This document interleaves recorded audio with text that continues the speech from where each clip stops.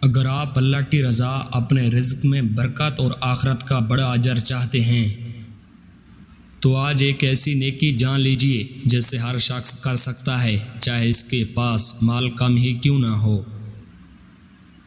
اکثر لوگ سمجھتے ہیں کہ صدقہ صرف مال سے ہوتا ہے، لیکن نبی صلی اللہ علیہ وسلم نے فرمایا ہر نیکی صدقہ ہے۔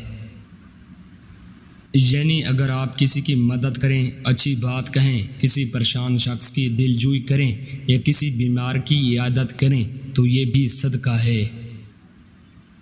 اگر آپ کے پاس زیادہ مال نہیں تو اپنا وقت کسی نیک کام میں لگائیں، کسی ضرورت مند کی مدد کریں، کسی بزرگ یا بیمار کی عیادت کریں، کسی کو خیر کی بات سکھائیں یا کسی پریشان شخص کی بات توجہ سے سن لیں۔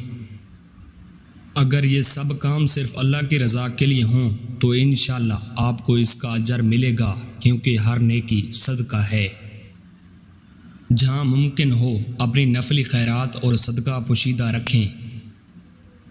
اللہ تعالیٰ فرماتے ہیں کہ اگر تم صدقہ چھپا کر فقراء کو دو تو یہ تمہارے لیے زیادہ بہتر ہے۔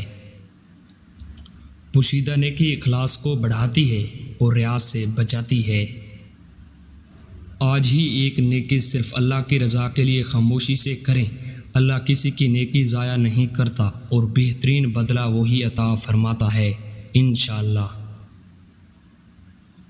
یاد رکھیں، اللہ تعالیٰ کسی نیکی کو ضائع نہیں کرتا۔ آج ہی خاموشی سے ایک نیکی صرف اللہ کی رضا کے لیے کریں۔